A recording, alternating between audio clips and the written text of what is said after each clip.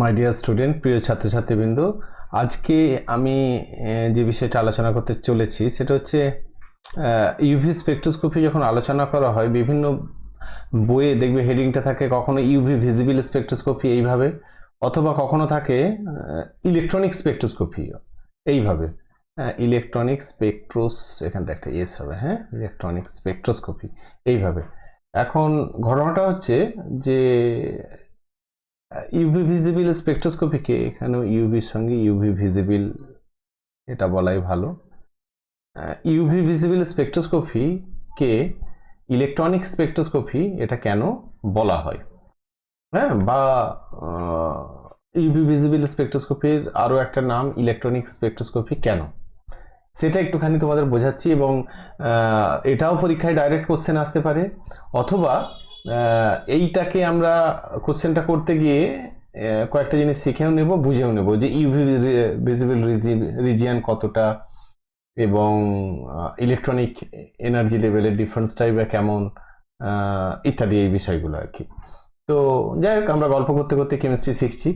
এখন এখানে ইউভি যে ইলেকট্রোম্যাগনেটিক স্পেকট্রাম, তোমাদের আগেই ক্লাসে আমরা বলেছি যে ইউভি ভিজিবল রিজিয়ান কোনটা, এটা যদি আমরা আনসার করি তাহলে ইউভি ভিজিবল রিজিয়ান কোনটা, যে ইউভি রিজিয়ানটা আমরা জানি, ইউভি রিজিয়ানটা হচ্ছে কত, 200 টু 400 ন্যানোমিটার, এটা কিন্তু মনে রাখতে হবে।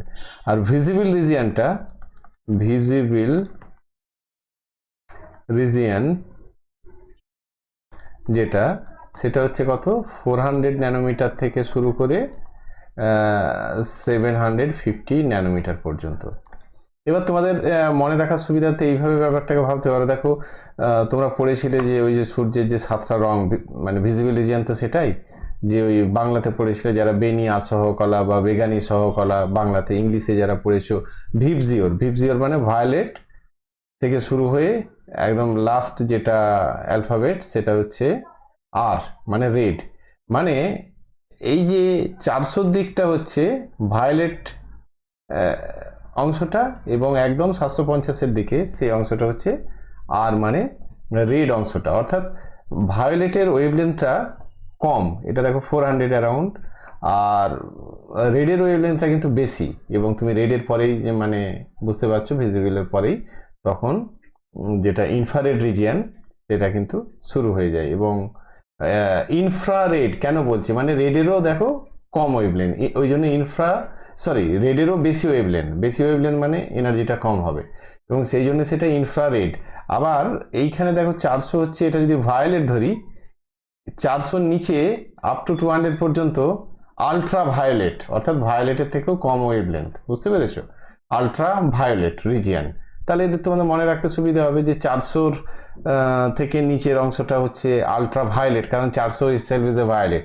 আবার 750-এর এই দিকটা হচ্ছে রেড যদি ধরি আমরা, তারপরের যে রিজিয়ানটা সেটা হবে ইনফ্রারেড, মানে আইআর স্পেকট্রোস্কোপি নিয়ে আমরা যখন ডিল করব। তো এইভাবে আমরা মনে রাখতে আমাদের সুবিধা হবে। তাহলে ইউভি রিজিয়ানটা খুব সহজ ভাষায় মনে রাখো যে 200 থেকে শুরু করে 400 ন্যানোমিটার পর্যন্ত, এবং ভিজিবল রিজিয়ানটা হচ্ছে 400 ন্যানোমিটার থেকে শুরু করে 750 ন্যানোমিটার পর্যন্ত। আশা করি এটা তোমাদের ক্লিয়ার। এবার আমরা জানি একটা রিলেশন আছে এনার্জির সঙ্গে ওয়েভলেন্থের, সেটা হচ্ছে E = hc বাই ল্যামডা, মানে E = h নিউ, সেখান থেকেই আর কি নিউ মানে ফ্রিকোয়েন্সিটাকে যদি আমরা কনভার্ট করি যে c = নিউ ল্যামডা, সেই পরপর রিলেশনগুলো দিই, তারপর আলটিমেট কি দাঁড়াবে, এনার্জি = hc বাই ল্যামডা। এবার ল্যামডা আমরা জানি, এই যে এখানে 200 400 ইত্যাদি এগুলো হচ্ছে ল্যামডা, আর c হচ্ছে ভেলোসিটি অফ লাইট, h হচ্ছে প্ল্যাঙ্ক কনস্ট্যান্ট। এখন এই সমস্ত ভ্যালুগুলো যদি বসিয়ে দিই আমরা, তাহলে ইউভি ভিজিবল রিজিয়ানের যেটা এনার্জি সেটা দাঁড়াবে, যত ওয়েভলেন্থ কম হবে তত এনার্জিটা বেশি হবে। তাহলে আমি বলতে যাচ্ছি যে এই যে টোটাল ইউভি ভিজিবল, তাহলে UV region is this 200 to 400, visible region হচ্ছে 400 টু 750। তাহলে রাফলি যদি আমি টোটাল ইউভি ভিজিবল রিজিয়ান এইভাবে বলি যে ইউভি ভিজিবল রিজিয়ান টোটাল, এইটা তাহলে কত দাঁড়াবে বলে তোমাদের মনে হচ্ছে? তাহলে 200 থেকে শুরু হয়ে একদম ধরো রাফলি 200 থেকে 800 আর কি, আর মোটামুটি আমরা যদি একটু আরও প্রিসাইসলি বলতে চাই 200 থেকে 750 ন্যানোমিটার এই যে রিজিয়ানটা হচ্ছে ইউভি ভিজিবল রিজিয়ান। এখন এই যে রিজিয়ানটার এনার্জি তুমি ভায়োলেট অংশটা অর্থাৎ 200 ন্যানোমিটার যখন ওয়েভলেন্থ কম, দেখো এটা ডিনোমিনেটর আছে এবং মানে হরে আছে, এবং সেই কারণে ল্যামডাটার ভ্যালুটা যত কম হবে ওয়েভলেন্থ এর ভ্যালু অর্থাৎ এনার্জি ভ্যালু তত বেশি হবে, অর্থাৎ ওয়েভলেন্থ যত কমবে এনার্জি তত বেশি হবে।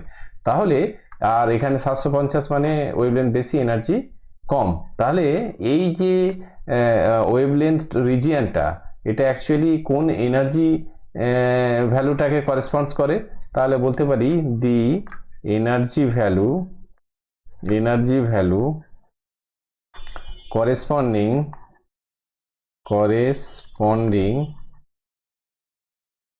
corresponding to these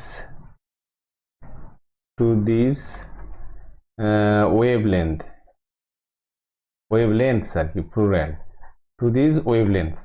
ওকে, কি হবে এটা আমি বলতে পারি যখন 200 ন্যানোমিটার তখন বেশি, অর্থাৎ এটা রাফলি 200 কিলো ক্যালোরি থেকে কিলো ক্যালোরি পার মোল, এইখান থেকে 30 কিলো ক্যালোরি পার মোল এইরকম একটা এনার্জি ডিফারেন্সকে বোঝায়। ঠিক আছে, এইরকম একটা এনার্জি ডিফারেন্সকে বোঝায় এই ধরনের ওয়েভ লেন্থগুলো। এখন এই ধরনের এনার্জিটা আবার কার সঙ্গে কম্পারেবল, মানে মলিকিউলের ভেতরে কার সঙ্গে কম্পারেবল, এই ধরনের ইলেকট্রোম্যাগনেটিক স্পেকট্রামের এনার্জি রেঞ্জটা কার সঙ্গে কম্পারেবল না, দেখো দিস ইজ অ্যাকচুয়ালি যে ইলেকট্রনিক এনার্জি লেভেল, অর্থাৎ মলিকিউলের মধ্যে ইলেকট্রন থাকে কোথায়, অ্যাটমের মধ্যে ইলেকট্রন যেমন থাকে অ্যাটমিক অরবিটালে, মলিকিউলের মধ্যে ইলেকট্রনগুলো থাকে কিন্তু মলিকিউলার অরবিটালে, অর্থাৎ একটা মলিকিউলার অরবিটালে ম্যাক্সিমাম কটা ইলেকট্রন থাকতে পারে, দুটো। তাহলে এই যে মলিকিউলার অরবিটালগুলোর মধ্যে যে এনার্জি গ্যাপটা, তার যে ডিফারেন্সটা, সেইটার সঙ্গে কম্পারেবল এই এনার্জিটা, এবং তার ফলে এই ইউভি ভিজিবল রিজিয়নের এনার্জিটাকে অ্যাবজর্ব করে কি হয়, মলিকিউলের ইলেকট্রনগুলো একটা এনার্জি লেভেল থেকে আরেকটা এনার্জি লেভেলে ট্রানজিশন হতে পারে, এইটাই ঘটনাটা ঘটে, এবং অর্থাৎ হাই এনার্জি স্টেটে চলে যায়, অর্থাৎ এক্সাইটেড স্টেটে চলে যায় এনার্জি অ্যাবজর্ব করার ফলে, এবং এই কারণেই এনার্জিটা অ্যাবজর্ব হয়। This is the theory behind why the molecules absorb electromagnetic radiation, মানে পার্টিকুলারলি ইউভি ভিজিবল রেডিয়েশন কেন অ্যাবজর্ব করে, কারণ কি না ইলেকট্রনগুলো লোয়ার এনার্জি স্টেট থেকে বা লোয়ার এনার্জি অরবিটাল থেকে হায়ার এনার্জি অরবিটালে চলে যায়, এবং তার ফলে কি ঘটনাটা ঘটবে যে তার ফলে অ্যাবজর্পশন হবে, অর্থাৎ লাইট ইন্টেন্সিটি কমে যাবে। ফিজিক্যাল ব্যাপারটা এরকম হবে যে লাইট ইন্টেন্সিটি কমে যাবে, অর্থাৎ প্রথমে সেই আলোর যদি ঔজ্জ্বল্য অনেক বেশি থাকে মানে দিনের বেলার মতো, তাহলে সেটা আফটার অ্যাবজর্পশন কি হয়ে যাবে, রাতের বেলার মতো হয়ে যাবে, অর্থাৎ মানে ইন্টেন্সিটিটা অনেক কমে যাবে ডিউ টু অ্যাবজর্পশন। এবং অ্যাবজর্পশনটা হবে কেন, molecule because electrons will absorb the energy and will be raised to the higher energy level. Okay, so আমি এটাকে বলতে পারি এখন this is comparable, this is মানে ওই এনার্জিটা মানে 200 থেকে যেটা বললাম 30 kilo calorie, this energy is comparable to the energy difference between various orbitals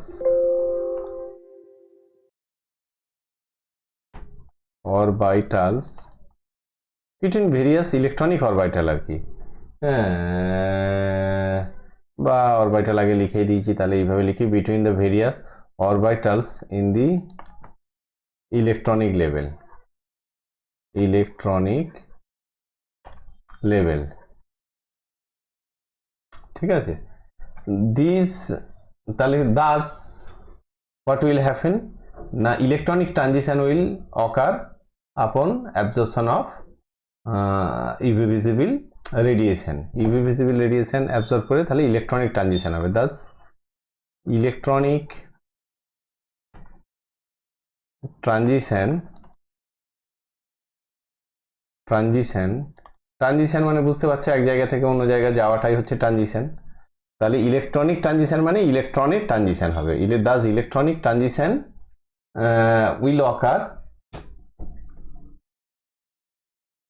will occur upon absorption of UV visible radiation।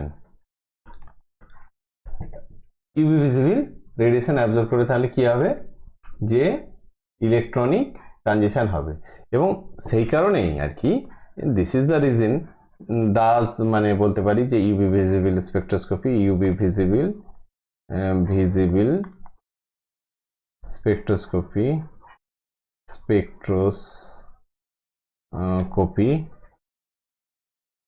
is also called কি বলে না ইলেকট্রনিক স্পেকট্রোস্কোপি।